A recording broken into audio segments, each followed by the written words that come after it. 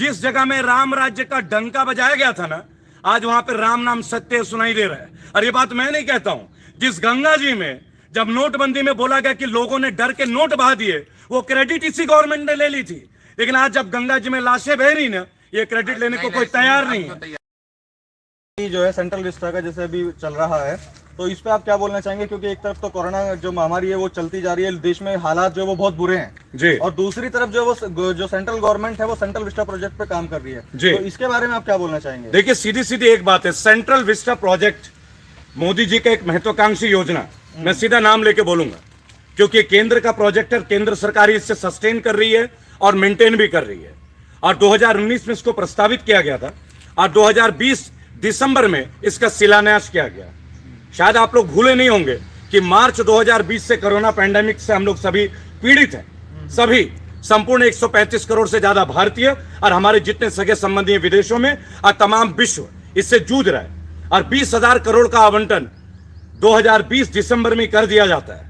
और आज से महज 3 दिन पहले या 4 दिन पहले निर्मला सीतारमण, जो कि हमारी माननीय वित्त मंत्री हैं, माननीय वित्त मंत्री ने 35,000 करोड़ कोरोना के लिए 135 करोड़ भारतीय के लिए अलॉट किया है।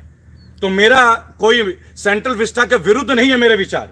उस वक्त का, उस टाइमिंग को लेकर मेरा क्वेश्चन है कि पैंडेमिक के दौरान जब हम घर से नहीं निकल रहे हैं तो कंस्ट्रक्शन जरूरी है क्या? तब 20,000 करोड़ का प्रोजेक्ट जरूरी है क्या? जब हमारी अर्थव्यवस्था चरमरा गई है, उस वक्त आप 35,000 करोड़ देते हो 135 करोड़ भारतीयों को कोरोना के लिए, और आप 20,000 करोड़ दे देते हैं 3 किलोमीटर के एक स्ट्रेच को डेवलप करने के लिए, जिसमें देश के 550 माननीय बैठेंगे। यानी एमपी, एमएलए और मंत्री 135 करोड़ भारतीयों के ऊपर भारी बैठ रहे हैं। सवाल उनके निवास का नहीं है, सवाल इस वक्त का है कि इस वक्त हमारे देश में क्या आर्थिक इतनी स्थिति मजबूत है। तो आप इसे हमें मोदी विरोधी ना समझे। आप जी, आपका प्रश्न पूछिए। आप सेंट्रल विस्टा का काम रुकवाने की बात कर रहे हैं या क्यों चल रहा है, प्रश्न लगा रहे हैं। जो किसी ने मजदूर काम कर रहे हैं, रोजी रोटी चल रही है, क्या आपत्ति है आपको? देखिए, मैं सबसे पहले एक बात बताना चाहूंगा, जब लॉकडाउन है तो सबके लिए लॉकडाउन है ना। क्या लॉकडाउन में मजदूर केवल सेंट्रल विस्टा में काम करेंगे क्या? पता नहीं, सारे काम चल रहे, कोई काम रुका नहीं, जितने सरकारी काम है सब चल रहे हैं। जी, आपसे मैं एक बात कहना चाहूंगा कि प्रशासन ही जीवन है क्या, या प्रशासन ही भारतीय जीवन को तय करेगा? या भारतीय जीवन में जो मजदूर है, आपने मजदूरों के ऊपर बात उठाई, मुझे बहुत अच्छा लगा, मैं आभारी हूं आपका, आपके चैनल का भी आभारी हूं। लेकिन तब आपका चैनल कहां गया था जब पिछले साल कोरोना में नंगे पैर सड़कों में छाले पड़ गए थे, जब मजदूरों के बच्चों की डिलीवरी हुई सड़कों में, जब मजदूरों के बच्चे मरे, जब औरैया में 25 लोग रोटी खाते हुए मर गए। इसी उत्तर प्रदेश की कहानी है, कोई लंदन की कहानी नहीं है। क्या तब सेंट्रल गवर्नमेंट को नजर नहीं आता कि मजदूरों को काम देना है या नहीं देना है? अगर सरकार काम बंद कर दे और मजदूर घर जाए तब आपत्ति करते हैं। लेबर को काम मिल रहा है, मजदूरों को काम मिल रहा है, तब आपत्ति करते हैं। कहना क्या चाहते हैं? चलिए, मैं आपकी संख्या के बारे में एक जानकारी दे दूं। आपने फिर से उठाया, मैं मजदूरों के लिए समर्पित व्यक्ति हूं, क्योंकि मैं एक साधारण परिवार का लड़का हूं। सबसे पहली बात यह है कि आनंद विहार बस अड्डा, आनंद विहार रेलवे स्टेशन, नई दिल्ली रेलवे स्टेशन, पुरानी दिल्ली रेलवे स्टेशन और पूरे भारत के जितने बड़े मेट्रो सिटीज के रेलवे स्टेशनों में यह भीड़ इसलिए लगी थी कि मजदूरों को नौकरी बांटी जा रही थी क्या? केवल एक प्रोजेक्ट के मजदूरों के काम करने से आप कहते हैं कि रुकता है? और आप मुझे स्वयं एक बात बताएं, जिस दिल्ली में पैंडेमिक में सबसे ज्यादा डेथ हुई है, सबसे ज्यादा घंटों के साथ लोगों की मृत्यु हुई है, हॉस्पिटल है तो बेड है, बेड है तो ऑक्सीजन नहीं है, ऑक्सीजन है तो डॉक्टर नहीं है, वैक्सीन नहीं है, और वहां आप कहते हैं कि ये संक्रमित हो रहा है, कम्युनिटी स्प्रेडिंग हो रहा है। तो क्या सेंट्रल विस्टा में जब कोरोना आएगा वो ये देख के रुक जाएगा कि नहीं पीएम साहब का आवास बन रहा है, यहां तो मैं नहीं जा सकती? आप देखिए, आप इल्जाम किसी को कुछ भी ला सकते हैं, किंतु आप बता, इल्जाम नहीं है सर, सवाल है। प्रश्न सुनिए, आप पूरा कोरोना काल की जो गाइडलाइन फॉलो की जा रही है, यही नहीं जितने प्रोजेक्ट हैं, चाहे रेलवे में चल रहे हो, चाहे एयर इंडिया में चल रहे हो, जितने भी काम है, जितनी अथॉरिटी में चल रहे हैं, सब में गाइडलाइन फॉलो कर काम चल रहे हैं। तो काम बंद करने पर मजदूर बेरोजगार होंगे तो क्या चलेगा? पहली बात तो मैं आपको ये बता दूं, जिस गाइडलाइन की आप इतना बड़ा डंका पीट रहे हैं, एक भी रेलवे स्टेशन में कहीं कोई प्रोटोकॉल फॉलो नहीं किया जा रहा है, किसी के बैग्स चेक नहीं हो रही है, सैनिटाइज नहीं हो रहा है। मैं आपको दिखा सकता हूं, मेरे पास वीडियोस हैं और मैं आज प्रकाशित भी कर दूंगा। और दिल्ली की सरकार के अंदर भी मैं आपको बता रहा हूं, केवल ये नहीं सोचेगा कि मैं किसी सरकार का विरोध हूं, क्योंकि दिल्ली में केजरीवाल जी की सरकार है, इसलिए हमें कभी भी पक्षपाती नहीं समझिएगा। रेबल फाउंडेशन पक्षपाती व्यवहार नहीं करता। लेकिन जब आप मजदूरों की बात करते हैं, क्या बेल आउट पैकेज दिया गया है मजदूरों के लिए? पिछले 1 साल से आप बता दीजिए कौन से मजदूर को कौन सा पैकेज है? हम जैसे, आप जैसे जो साधारण लोग हैं, उन्होंने सेल्फ वॉलंटियर किया है। हम लोगों ने हाईवे में खड़े हुए पानी बांटा, खाने के सामान बांटे।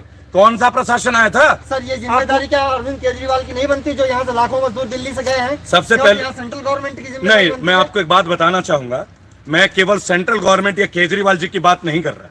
पहले बात आप समझिएगा, आपने मजदूर की बात उठाया, अभी आनंद विहार रेल टर्मिनल वो किनके अंडर में आता है आप भी जानते हैं, तो मैं तो सीधा नाम लेके बोल रहा हूँ। सुनिएगा मेरी बात, सुनिएगा। और दिल्ली सरकार के अंदर ही है, मैंने ये कभी नहीं कहा कि दिल्ली सरकार ने मजदूरों को चांद पे पहुंचा दिया। हर जगह मजदूरों की अनदेखी हुई, हर जगह, और हर राज्य सरकार भी उतना ही जिम्मेदार है। लेकिन मेरा प्रश्न, जब आप सेंट्रल विस्टा पे पूछते हैं और सेंट्रल विस्टा को आप मजदूरों से जोड़ते हैं, सेंट्रल विस्टा सर 2019 में ये एक प्रोजेक्ट दे दिया गया था सरकार, इसका आवंटन भी हो गया था। कोरोना आया है 2020 में, जी ठीक है, मानते हैं ना आप, कोरोना आया 2020 में, है ना? लेकिन जिसका प्रोजेक्ट पहले आ रहा हूं मैं आपके प्रस्तावित हो प्रश्न गया था जी। तो फिर इसके लिए क्या दिक्कत देखिए, है? मैं सबसे पहले एक बात बोलूंगा, मेरे भाई बहुत अच्छे हैं और अच्छे जर्नलिस्ट हैं। इन्होंने बोला कोरोना आया 2020 में, कोरोना 2020 में आया। हमारी जीडीपी कब गड़बड़ाई? 2020 में। 2020 में जब हमारी जीडीपी गड़बड़ाई, हमारी अर्थव्यवस्था चरमरा गई, उसके बाद ये प्रोजेक्ट तत्काल प्रभाव से हमें रोकना नहीं चाहिए था। हम यही काम 2 साल बाद भी कर सकते थे। इस वक्त हमारे देश की सबसे पहली जरूरत क्या थी? हमारे देश में अस्पतालों की जरूरत थी, हमारे देश में इस वक्त वैक्सीन की जरूरत थी। बोलने दीजिएगा, बोलने दीजिएगा प्लीज, आंसर पूरी करने दीजिएगा। आप संवाददाता बोलने दीजिएगा, ये तो गोदी मीडिया के हम लोग बजाते भी हैं। सुन लीजिएगा, अब मेरी बात सुनिएगा। हमें जरूरत थी वैक्सीन की।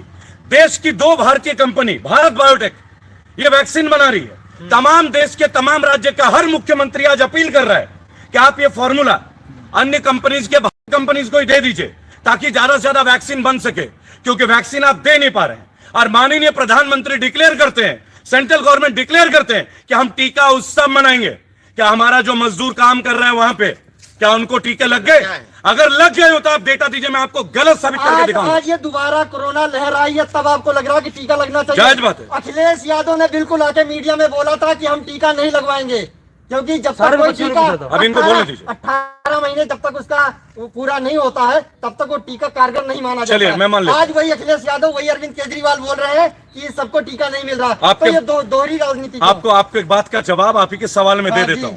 आज से 1 महीने पहले व्हाट्सएप में, फेसबुक में, हर जगह मैसेज आया कि अरविंद केजरीवाल ने वैक्सीन को मना कर दिया था। सुनिएगा और हिम्मत रखिएगा सुनने का, कि अरविंद केजरीवाल ने मना कर दिया था। आपके जो उप मुख्यमंत्री हैं मनीष सिसोदिया, दिल्ली गवर्नमेंट के, उन्होंने पूरा लेटर लिखा के पब्लिक कर दिया कि हम पिछले इतने महीने से वेटिंग में, हमने कभी मना नहीं किया है, हमारे पास रिटर्न ऑर्डर है। लेकिन पता है क्या मैसेज आया भारत बायोटेक के सीईओ का? वो ये कहते हैं कि हम आपकी बात को पूरा नहीं कर सकते, हम पहले कंसर्न अथॉरिटीज यानी कि सेंट्रल गवर्नमेंट से पूछेंगे। लेकिन सेंट्रल गवर्नमेंट ने एक झूठ फैला दिया कि दिल्ली की सरकार ने वैक्सीन को मना कर दिया था, पहली बात। अब मैं आता हूं दूसरे अखिलेश यादव जी का, सुनिएगा मेरी बात। यूपी में तो राम राज्य है, ये तो आप भी मानते होंगे, और आप उत्तर प्रदेश में बहुत सारी देखते होंगे। जिस जगह में राम राज्य का डंका बजाया गया था ना, आज वहां पे राम नाम सत्य सुनाई दे रहा है। और ये बात मैं नहीं कहता हूं, जिस गंगा जी में जब नोटबंदी में बोला गया कि लोगों ने डर के नोट बहा दिए, वो क्रेडिट इसी गवर्नमेंट ने ले ली थी।